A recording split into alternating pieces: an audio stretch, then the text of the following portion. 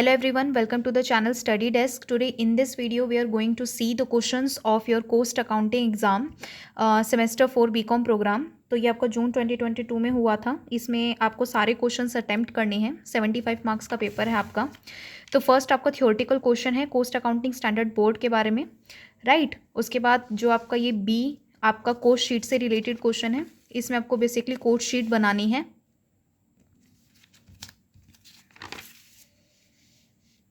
ये आपको सारी इन्फॉर्मेशन दे रखी है, राइट. और उसके बाद आपसे बोल रखा है कि कोस्ट शीट बना के दिखाइए. उसके बाद है आपका जो और में क्वेश्चन दिया हुआ है जिसमें आपको मेन ऑब्जेक्टिव बताने हैं कोस्ट अकाउंटिंग से रिलेटेड. ये भी आपका थियोरेटिकल क्वेश्चन है. और बी पार्ट में आपसे फिर से कोस्ट शीट पूछी हुई है, राइट. तो प्रिपेयर अ कोस्ट शीट.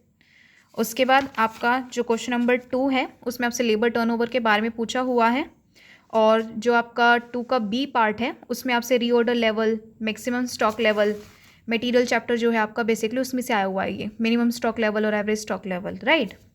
उसके बाद इसके और में जो क्वेश्चन है क्वेश्चन नंबर 2 के उसमें है इकोनॉमिक ऑर्डर क्वांटिटी के बारे में और मशीन आर रेट निकालने हैं आपको. और उससे रिलेटेड आपको सारा का सारा जो डाटा है वो यहाँ दिया हुआ है, राइट. उसके बाद जो आपका क्वेश्चन नंबर 3 है, क्वेश्चन नंबर 3 में आपको बेसिकली प्रोसेस अकाउंट जो है प्रिपेयर करना है. Normal loss account, abnormal loss account और एबनॉर्मल गेन अकाउंट. ये आपका प्रोसेसिंग चैप्टर से है, राइट. और इसके जो और में क्वेश्चन है उसमें आपको वेरियस मेथड बताने हैं टाइम कीपिंग के. और बी पार्ट में economic order quantity, ordering cost या कैरिंग कॉस्ट जो है निकालनी है. और जो इसका सी पार्ट है उसमें आपको पैसेंजर किलोमीटर निकाल के दिखाने हैं, राइट.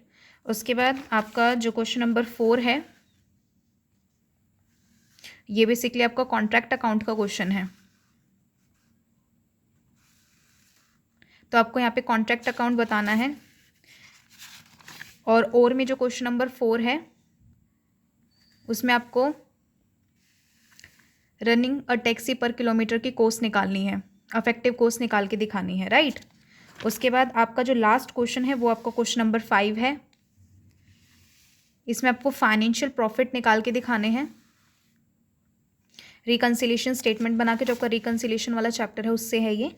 और करके आपको कॉम्प्रिहेंसिव मशीन आर, नॉर्मल एब normal, possible reason for difference in costing and financial profit ये बताने हैं, राइट. तो मतलब इसमें थ्योरेटिकल भी है, प्रैक्टिकल भी है. सो इट्स वेरी इंपॉर्टेंट कि आप अगर प्रैक्टिकल में इतना आपसे नहीं हो पा रहा तो आप थ्योरी पे भी ज़्यादा ध्यान दें जिससे कि आप अच्छे मार्क्स स्कोर कर सकें, राइट.